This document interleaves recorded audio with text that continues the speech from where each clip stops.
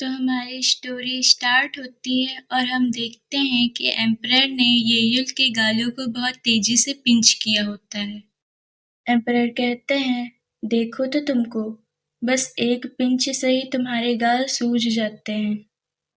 Emperor के पास खड़ा आदमी हिचकिचाते हुए कहता है, ये योर मैजेस्टी, प्रिंसेस सिर्फ 5 साल की हैं और उनकी स्किन बहुत नाजुक है।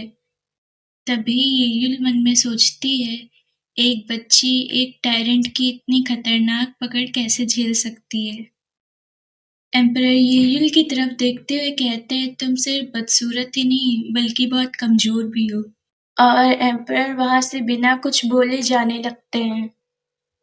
येयुल तो मन में बहुत खुश हो रही होती है और मन में कहती है, क्या सच में उन्होंने मेरी लाइफ को बख्श दिया। तभी एम्परर रुकते हैं और कहते हैं, ध्यान में रखना।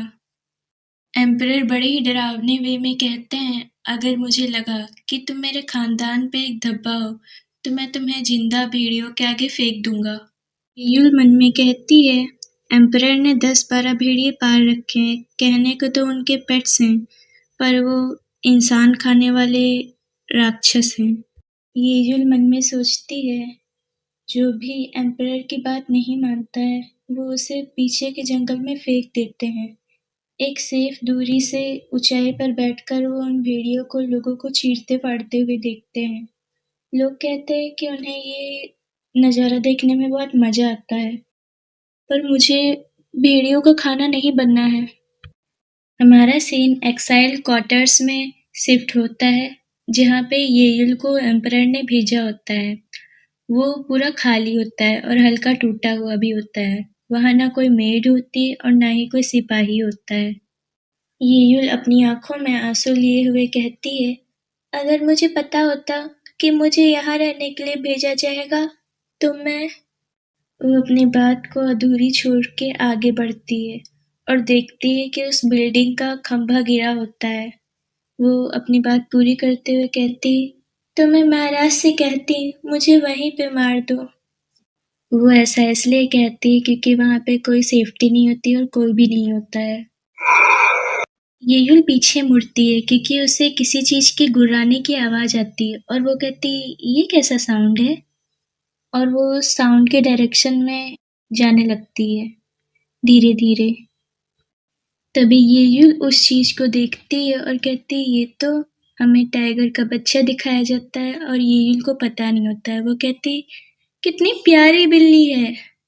तभी येयुल को उस बिल्ली टाइगर की चोट दिखती है और वो कहती, ओ नो।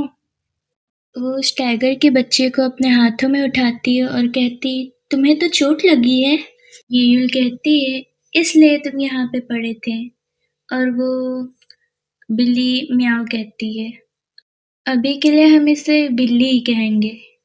वो उस बिल्ली को अपनी गोद में रखती है। वो कहती है, किटी, मैं तुम्हें अपने पास रखना चाहती हूँ। तभी उसके पेट से आवाज आती है और वो कहती है, पर मेरे पास तो कुछ भी नहीं है, मैं तुम्हें क्या खिलाऊंगी, मैं तो खुद ही यहाँ भूख से मर रही हूँ।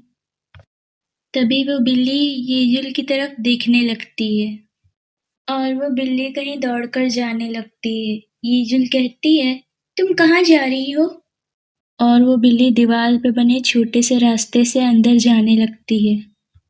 येयुल उस बिल्ली को उस जगह से जाते हुए देखती है और कहती, क्या तुम मुझे कहीं ले जा रही हो। और येयुल भी उस बिल्ली का पीछा करते हुए उस जगह से जाने लगती है। वो उस जगह को देखती है और कहती, ओह। और हमें दिखाया जाता है कि वो जगह बहुत सुंदर होती है। येयुल कहती, वाओ। उस जगह को देखकर येयुल की आंखें चमक जाती हैं और वो कहती, मैं कहाँ पे हूँ, ये तो बहुत ही सुंदर है, यहाँ तो खाना भी है। वो खाने के पास दौड़कर जाती है।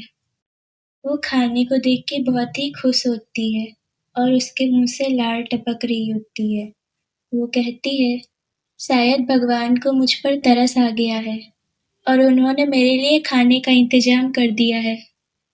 तभी येयुल को किसी चीज की आवाज आती है। वो किसी के बाल होते हैं। येयुल का डर में चेहरा उतर जाता है और वो कहती है, रुको, ये तो वहाँ एम्परर होते हैं और येयुल मन में कहती है टायरेंट एम्परर, क्योंकि ऑफ कोर्स वो तेज से नहीं कह सकती है, इसलिए वो मन में ही कहती है।